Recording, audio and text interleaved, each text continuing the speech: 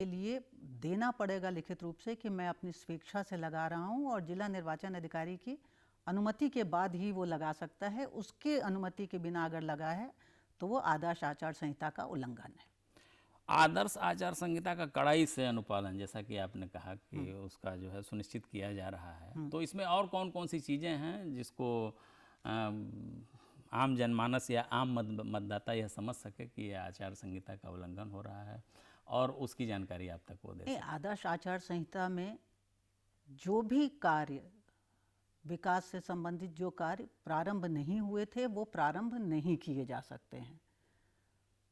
इसके अतिरिक्त किसी भी व्यक्ति को कोई भी व्यक्तिगत लाभ नहीं पहुंचाया जा सकता है। आदर्श आचार संहिता का में जो जो तथ्य हैं उससे आप जानते हैं, जनता भली भांति अवगत है और जनता समय समय पे हम लोगों को फ़ोन भी करती है और उसका हम लोग तुरंत निरीक्षण कराते हैं और ये पूरा तरह पर सुनिश्चित किया गया है कि आदर्श आचार संहिता के जो नियम हैं, उसके जो निर्देश हैं, उसका अनुपालन सुनिश्चित हो और वो हम लोग कर रहे हैं।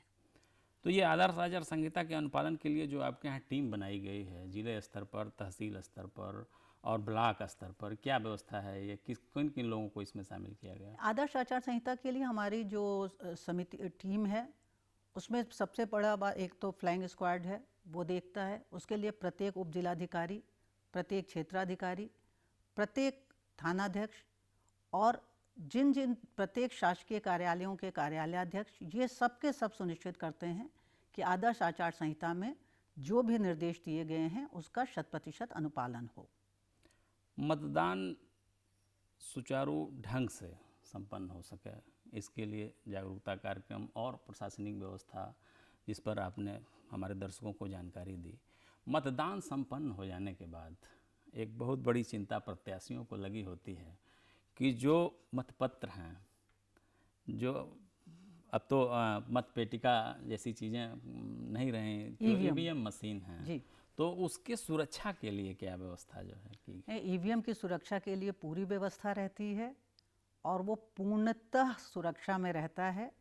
उसके लिए कभी भी किसी को किसी भी तरह की, मुझे नहीं लगता है कि किसी को भी कोई आशंका है और उसकी सुरक्षा के पूर्ण कड़े उपाय किए जाते हैं और ईवीएम पूर्णतः सुरक्षित रहते हैं।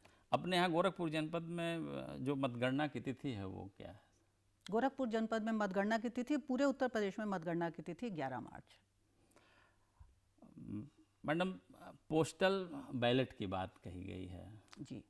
तो अगर कोई व्यक्ति चुनाव ड्यूटी में है